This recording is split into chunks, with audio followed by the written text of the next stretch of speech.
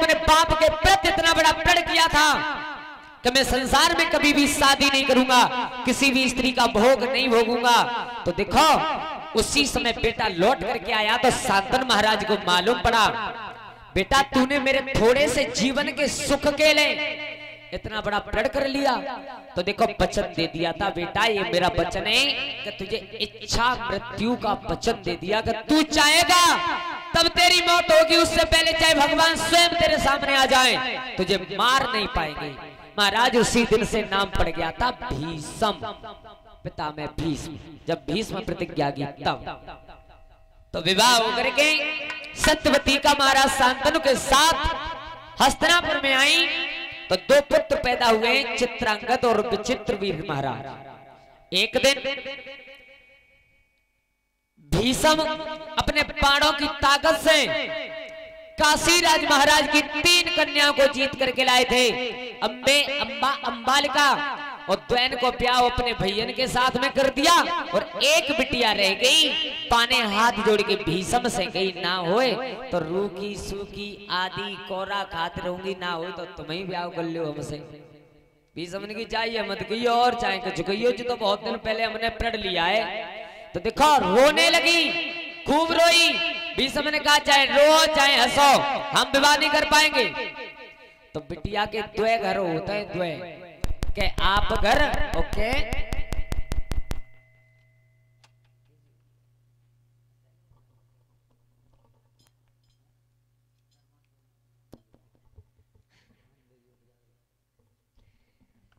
आज वो बिटिया अंबालिका सबसे छोटी कहा अपने बाप के घर पहुंची, पिताजी से जाकर के कहा पिताजी वो भीष्म हम 3 बहनों को जीत करके ले गया, लेकिन द्वैन को ब्याह अपने भैयन के संग चित्रांगद विचित्रवीर उनके साथ कर लिया, लेकिन मुझे अपनाने के लिए राजी नहीं है। पिता ने की लली संसार में ऐसा कोई ना हाथ जो लड़के वासे जीत जाए। क्यों? पिता का इच्छा मृत्यु का वचन मिला है। बेटा एक आदमी है जो तेरा विवाह करा सकता है। बोले कौन? बोले वो है उनके गुरु जिनका नाम है परशुराम। आहा, परशुराम का नाम सुना तो बिटिया महेंद्रगिरी पर्वत की तरफ चली और उधर से 1000 महात्माओं को साथ लेकर परशुराम कुंभ नहाने के लिए जा रहे हैं। कैसे जा रहे हैं लाल कुछ?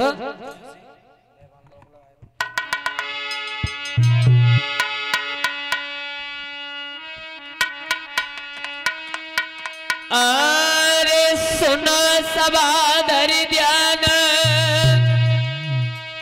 कमंडल लयो उठाई है,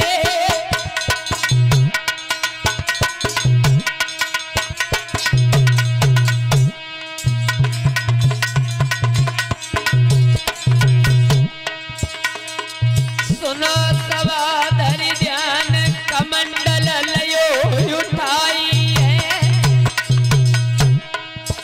और प्रभुपति को दान के भरसा लो उठाई है भैया प्रभुपति।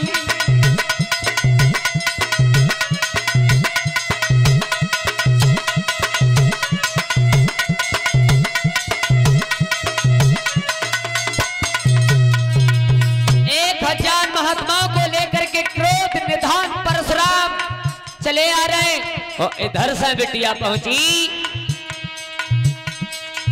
तो कर जोरे आत नारी चरणन में नवाई है, बातों रोई रही राजकुमार नीरव लो चुचाई है, बेटा रोई रही।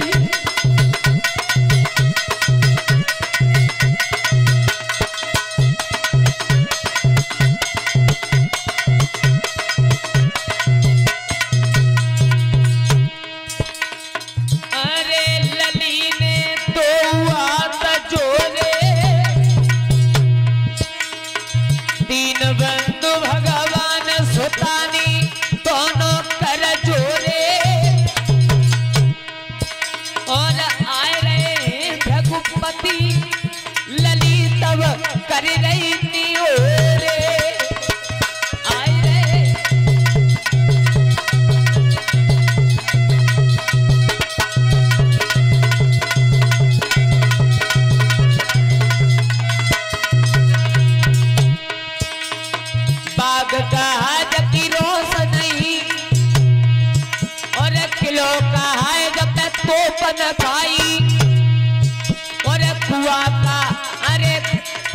पुआ का जकी पारी नहीं और पारी का अपने हारी नहीं आई।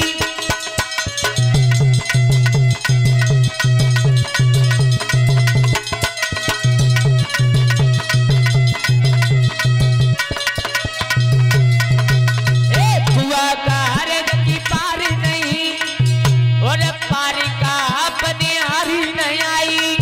और ऐसे घरन को ना सो तुए वो जमे पालक चोर चटोर।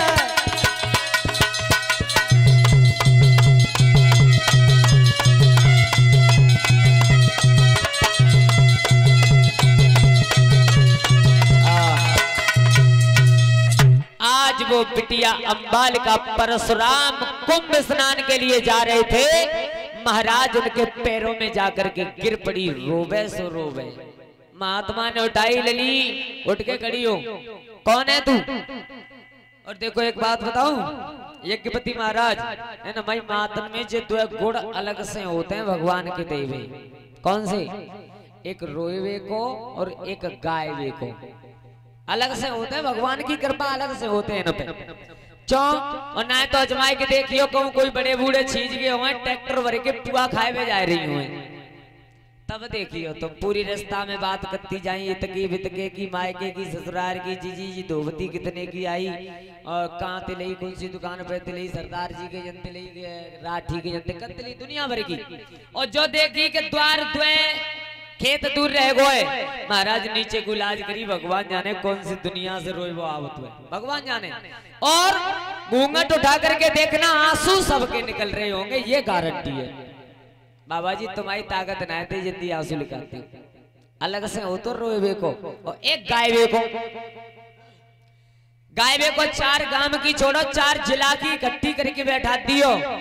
जब गानों गावे तो एक सुर में गावे सब। तुम जाई मोहल्ला के 4 जने बैठ जियो, अगर गानों गाए दो तो गारंटी है मुल्ले नगरा कैसी हो रही है, जाई गानों ना भगवान की ये कृपा होती है। तो आज वो बिटिया परशुराम के पायन में गिर के बुरी तरीका से रोई लगी। परशुराम ने की लली खड़ी हो, का नाम है त्यो? बोले बाबा जी मेरा नाम है अंबाल का। अच्छा, बोले हाँ। क्यों रो रही है? बोले तुम्हारे चेला है ना भीषम? बोले हाँ, हम 3 महीना को जीत करके लेकर के गए, लेकिन उनने त्वे अपने भैया के लिए ब्याह कर ले, मोए अपनाए भी तैयार ना। परशुराम ने की लली ब्याह को दुनिया मरी जा रही है, वो इतना पागल हो गए सो नहीं कर रो ब्याह की। अपना नाम ले दियो कि परशुराम ने भेजियो, अगर ब्याह ना करे। लली ने कही बाबा देखो काऊ कीमत पे मानवे तैयार ना है, तुम एक काम करो, नेक देर चलो संग और कई के अपे मोते वापस चले आइयो। परशुराम मान गई।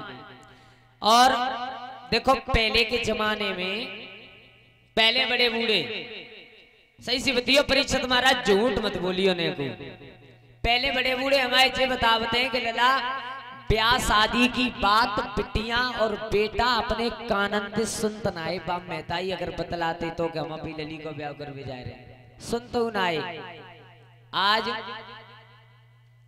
आज अगर मालूम बच जाए कि आज में ब्याह आ रहे हैं तो सवेरे से संजा तक जब तक आंगे भी तब तक 4 बार तो ड्रेसिंग टेबल के सामने ठाड़ो है जाओ कि तू ते कटिंग तो ना करा बेरी 3 बार। आज पहले वो जमाना था कि विवाह के नाम से डरते थे। सही बतियो महाराज, तुम्हें डर लगो कि ना ब्याह हो तो ना लगो, ना लगो। पहले के बड़े बूढ़े, आजकल इतनी हालत खराब है। लेकिन 2 सुनाए आजकल, देखो मैं अपनी आंखों देखी बता रहा हूं आपको। आजकल सबसे ज्यादा बैर है तो किन से? बिटियाओं से। हॉस्पिटल खोल के कंस बैठे, कंस जिनने गर्भ के अंदर बिटियाओं के ऊपर छुरी चलाई है। गर्भ के अंदर एटा में, आगरा में, फिरोजाबाद में ऐसे ऐसे कंस बैठे जो बिटिया ने जन्म लेवे से संसार में आवे से पहले ही मार दिया। आज हिंदुस्तान की आबादी जनगणना हो महाराज, मैंने अपनी आंखों से पढ़ा था पेपर में, 63% लड़की हैं 100% में। अब अंदाज लगी है 37 तो रड़ुआ रहनो ही रहनो हर हालत में, रहनो है कि ना रहनो। 37%। तो परशुराम ने कहा बिटिया दुनिया व्याकुम भरी जा रही है, चल मैं चल रहा हूं तेरे साथ और पहले तेरा विवाह करवाऊंगा, उसके बाद में कुंभ स्नान के लिए जाएंगे। 1000 महात्माएं संग महात्मन ने विचार करो, जितनो गुस्सा आए तो परशुराम में ताते ज्यादा गुस्सा आए भी समय जे ब्याह की करेंगे बे नहीं करेंगे, न जे मरेंगे न बे मरेंगे, मरेंगे महात्मा। हाथ जोड़े परशुराम नाई हो तो लौट के ब्याह हो जाए। परशुराम ने परसा उठाया, साधु सावधान, पहले विवाह होगा उसके बाद में कुंभ स्नान के लिए जाएंगे। महाराज कहां? हस्तिनापुर के मेढ़े पे पहुंच गए। हस्तिनापुर के मेढ़े पे तो परशुराम ने एक पत्र लिख करके भेजा भीष्म के लिए, अरे बेटा भीष्म, तुम्हारे गुरुजी तुम्हारे द्वार पे बैठे हैं, आकर के मिलो। तो भीष्म नंगे पैरों बगैर खड़ायूं पहने हुए, बगैर पहने तो बाबा परशुराम के पाइन में आए कि गुरुजी नाई हो तो एक गिलास पानी पियो, लेकिन घरे चलो। परशुराम ने कि बेटा हम जल्दी में, देखो हम कुंभ स्नान के लिए जा रहे हैं, तुमसे एक काम था इसलिए आए हैं। क्या? बोले बेटा हम तुम्हारे लिए एक ऐसी चीज लेके आए जो कबू गुरु काऊ चेला के लिए ना लाओ। बिटिया महात्माओं में बैठी है छुप के। अब परशुराम गुरु भीष्म बोले गुरुजी बताओ तो क्या लाए हो? तो देखो परशुराम ने क्या कहा था। परशुराम अगर सीधी सीधी कहते हैं कि बेटा तू ब्याह कर ले तो भीष्म के लिए बहुत बड़ा धर्म संकट बढ़ जाता।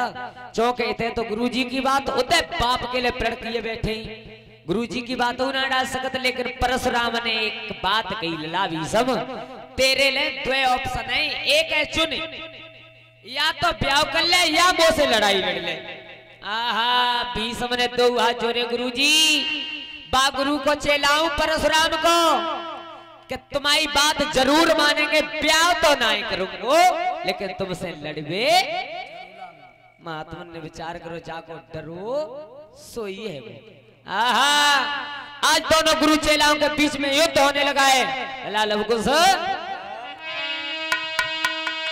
अरे बारी अरे चुरज भयो, अरे ये कलंग गुरु ये कलंग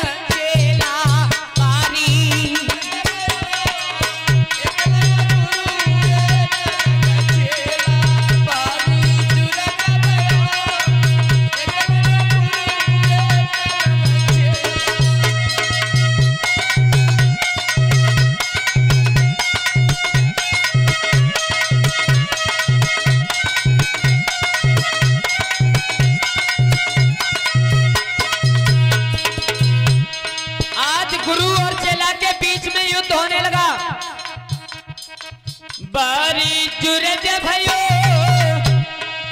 एक कलंग गुरुजी एक कलंग चेला। बारी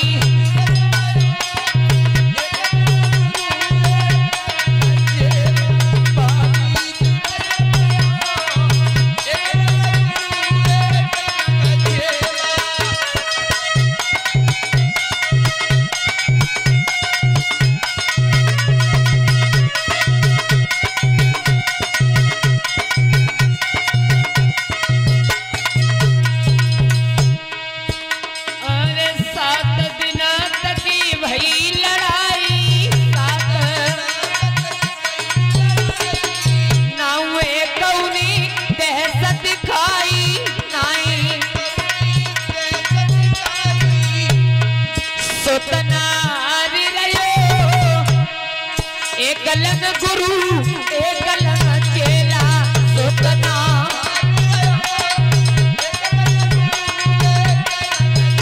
अरे बारी जुरज भयो, एक कलंग गुरुजी एक कलंग चेला।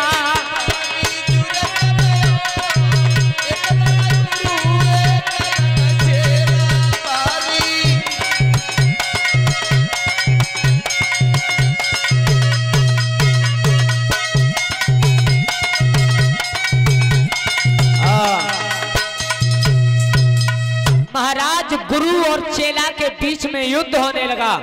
लेकिन युद्ध हुआ कैसा विलक्षण कि पूरे दिन लड़ाई होती है, शाम को भीष्म अपने गुरुजी की सेवा करते हैं। गुरुजी तुम आज ज्यादा हार गए होगे। 1 दिन 2 दिन 3 4 5 6 7 दिन व्यतीत हो गए। अब परशुराम ने विचार करो जी ऐसे नहीं आ रहे, भीषम रुक जा। क्यों? बोलो गुरुजी। बोले अब तक तो लड़ाई 3 दिन में होती थी, लेकिन अब दिन और रात हुई।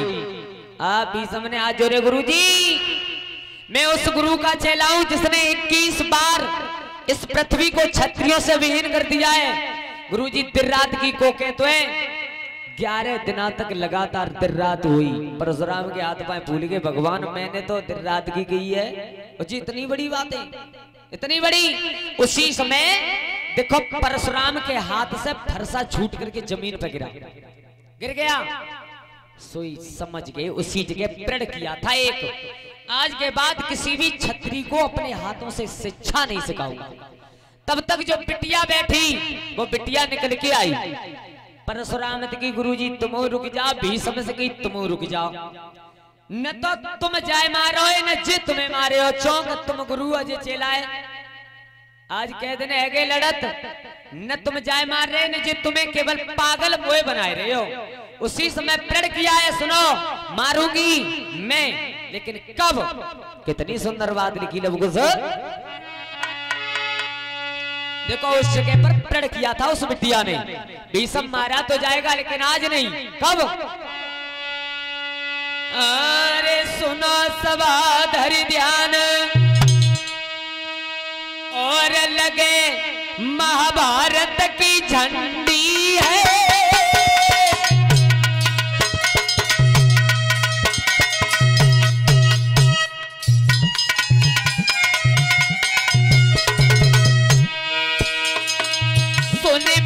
समदर ध्यान लगेगी महाभारत की झंडी है, और महाभारत के बीच पीर में बनू शिखंडी है। भैया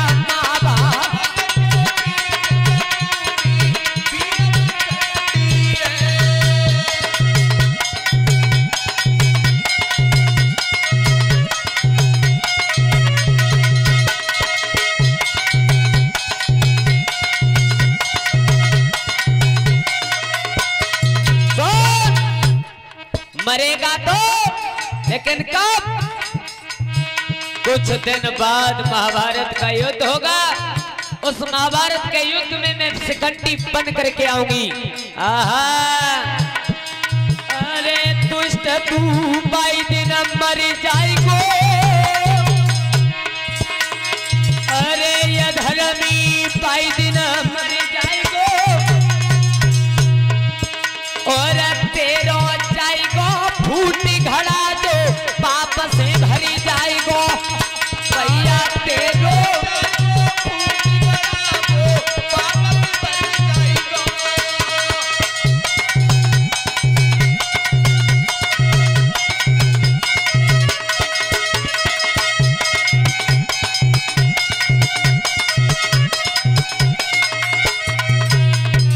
अरे सुता की चिता बनाई है, और ते की श्राप बिटिया नी लई ते हजराई है। भैया देखे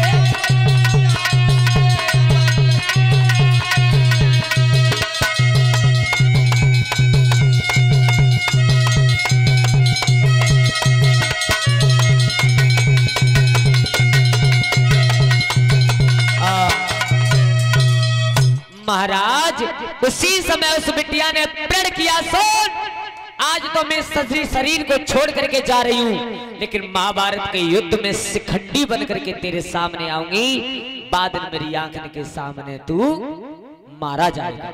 महाराज बिटिया ने अपने शरीर को छोड़ दिया, और वही बिटिया जाकर के महाराज द्रुपद के घर में शिखंडी के नाम से पैदा हुई। बोलिए गोविंद भगवान की।